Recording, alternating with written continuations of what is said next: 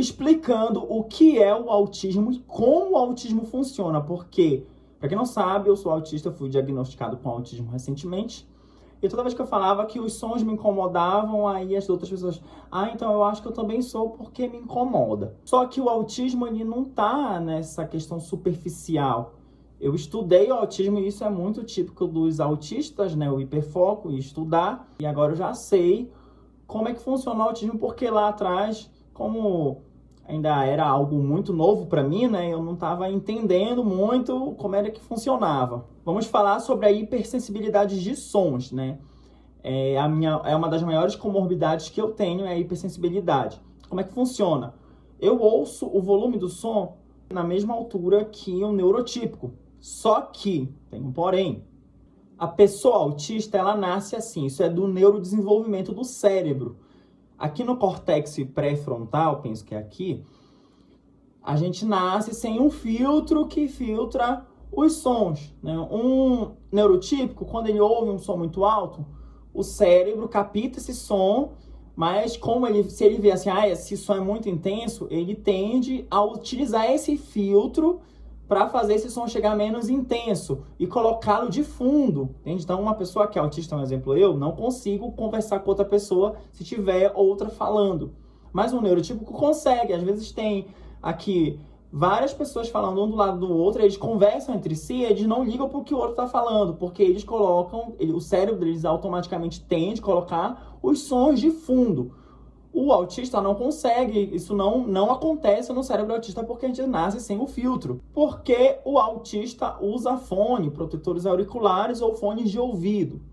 Porque quando tem muitos estímulos de som, muito som, um bate daqui, outro bate dali, outro fala dali, um som ali, o cérebro começa a ter sobrecarga. É muita informação e a gente lembrando que a gente não tem o filtro. Então é muita informação, muita coisa acontecendo, o cérebro começa a ficar bugado. E aí a gente chama isso de sobrecarga. E aquilo vai subindo, mas aí o neurotípico fala, mas eu não gosto do som alto. Não, sobrecarga. Aquilo vai subindo, o cérebro não consegue, como a gente nasce sem um filtro, o cérebro não consegue filtrar, não consegue filtrar tantas informações, lidar com tantas informações, e acaba subindo a sobrecarga. A sobrecarga é o quê? Ataque cardíaco. A gente sente o coração batendo muito forte. Tum, tum, tum, tum, tum. Sudorose, soa muito, vem a irritação, a raiva, né, que se chama meltdown, entendeu? E também tem o shutdown. O meu é o meltdown, começa com meltdown, mas como eu já aprendi a regular, eu me afasto, eu me calo, eu corto abruptamente. Isso é automático do meu cérebro, cortar abruptamente as interações para me regular. Só lembrando que o autista nasceu sem o filtro no cérebro. Então, isso não se limita à hipersensibilidade de sons. A gente também vê as luzes, o dia, tudo é muito intenso, é com muito brilho. O autista, ele vê as cores, é muito intenso, as cores são muito intensas. O autista, os sentimentos do autista é muito intenso, o amor, a empatia, a raiva, a tristeza, a felicidade, tudo é muito intenso. Por isso que o autista ele é muito, muito amoroso, mas quando ele fica com raiva, ele pega muita, muita raiva. Ele pega ranço. Hiperfoco. O autista ele tem o hiperfoco, aí as pessoas falam, mas eu também amo ouvir a mesma música. Não. Mas o autista ele pode se apegar a uma música e ouvir aquela música 20 vezes no mesmo dia durante 2 anos, que foi o que aconteceu comigo com a música Leão, da Marília Mendonça. Eu tenho hiperfoco na Marília Mendonça.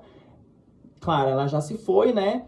E as pessoas falam assim, mas que eu vou deixar de ser fã e tudo.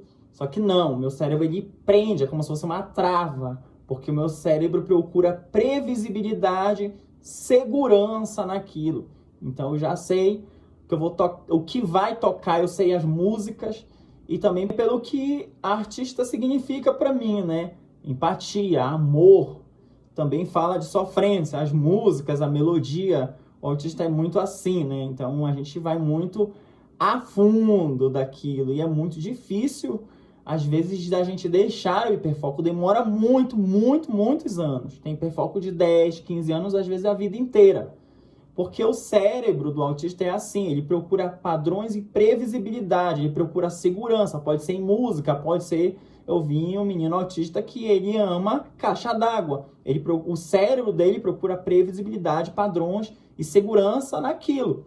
O que é diferente, mas não é errado, entende? Pessoas autistas, elas também não sabem as questões sociais, né? Um exemplo, eu não sabia que quando a gente brigava, pode ser uma briga feia ou uma briguinha, se entendia rapidamente. O autista ele não é assim, ele tem um senso de justiça muito forte. Então, se a briga pode ser até uma pequena briga, mas se ele foi ofendido, se fizeram falar algo que ele não gostou, o cérebro ele tende a travar, é uma trava.